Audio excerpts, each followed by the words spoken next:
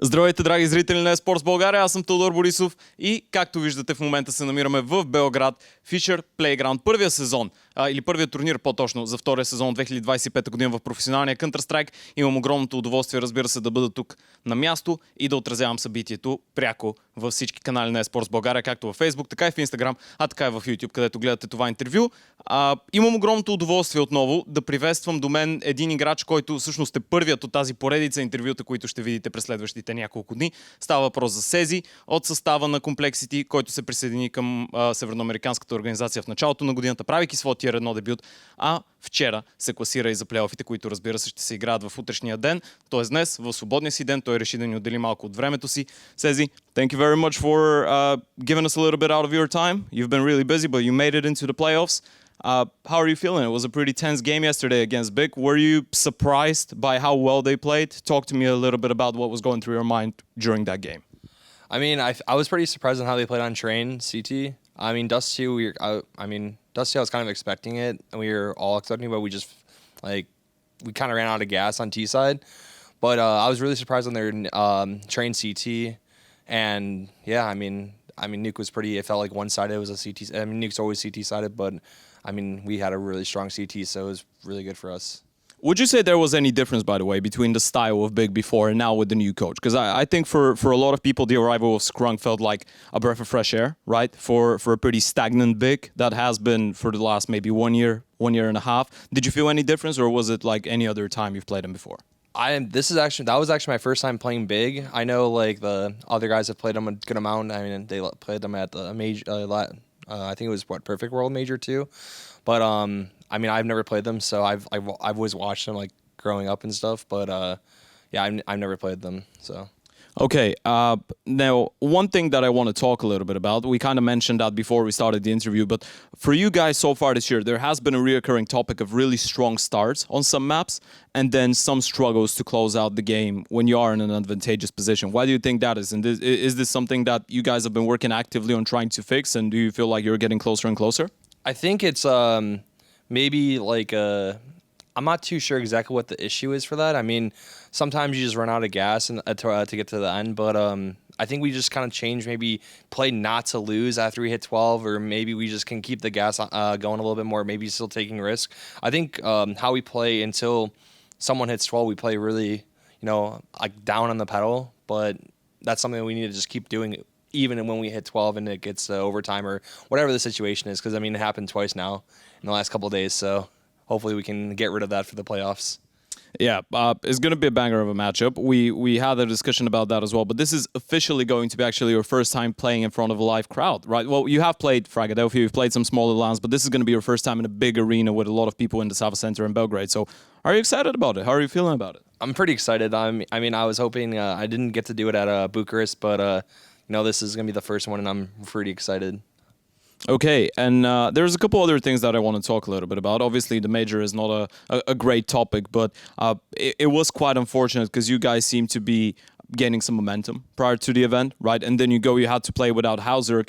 And it was your first major as well in the meantime. So was it disappointing that you couldn't showcase your full potential, or were you able to just go into the event knowing that you don't really have massive expectations because of the lack of hallzerk or the absence thereof, and still enjoy your first major participation?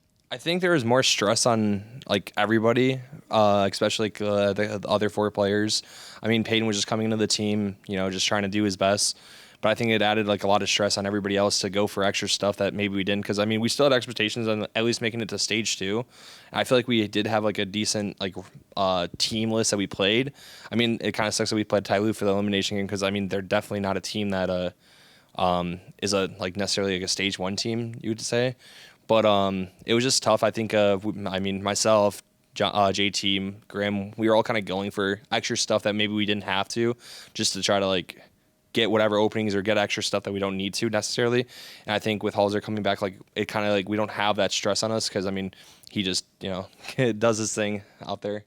Yeah, puts on the Minecraft resolution or the Roblox one, and then just goes and kills everyone. Can you talk to me a little bit about what hallzerk brings to the team? Because obviously I think he is the first non-American oper that you've actually played with ever, and he is in the same time maybe one of the stars of Cxzi as of right now. So how important it is to have him around, considering that, you know, obviously you didn't play with him, you were part of the replacement of Elige, but the team doesn't have that natural superstar tier 1 leader from North America right now, unless we're counting JT obviously, but he is the in-game leader. I think for like the most part, I mean, hallzerk, like he just gets like picks that it like. I mean, I feel like a lot of people just don't get. I think on train, for example, I think he's probably the best train opper honestly right now. You know, you have Zywu, but I mean, you know, whatever. But I think besides that, like I think he's probably like literally like probably top couple opper on train. I mean, right now this season he's probably the top 6, 7 opper honestly. And you know, when you're able to just get openings and just be like a rock as that position, it's like really easy on everybody else. And honestly, like for me and JT, we kind of like split the star roles honestly, and like Mike has like me and him has shifted a couple spots too. So it's like it's not just on one person to be the star on every map. It's like a mixture of like maps. Like, you know, maybe I'm like in the star position in this map and Mike's in the next one or JT's in the next one. So it just kind of depends on like what map it is. But I mean, it's been working pretty well honestly for the most part. When we like after the first couple months, it was definitely a period of time where we had to just adjust and try to see what worked, because I was playing most of the spots, and some maps, like I said, it was good. Some maps it didn't work out well. And I think that was like just the jump from NA to, you know, EU in like the top 10 teams and stuff like that. Like, I mean, you know, you're battling always the best player on the other team, so it's tough.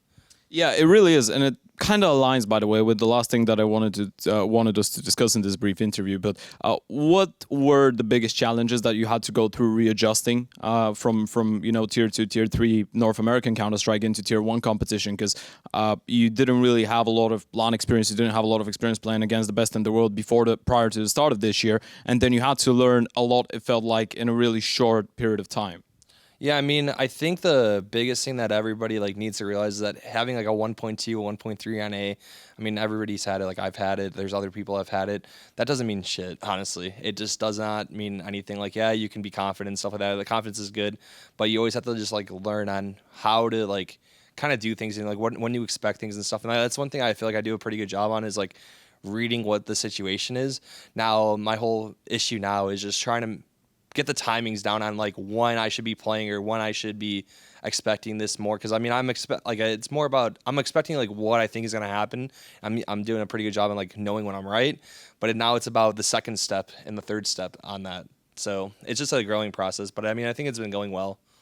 Okay, and lastly, now you're with your full lineup. You're here in Belgrade. You are going to be playing Cologne as well. But does it feel like this FISSURE LAN event is a really good opportunity for you guys to play at an event where the best teams, the title contenders, are not around, and maybe make a mark for yourself? What are your goals for this event? Do you feel comfortable enough with the amount of practice you've gotten to maybe even win the trophy? Yeah, I mean, I feel like with how we're playing right now, I think we're playing a pretty good game. I feel like we can clean up the T sides a little bit and be a little bit more dominant. I think we can definitely take the whole event. I think our CT has been really good. I think Mither has added a lot of good stuff and actually helped us get to the next step that we needed to.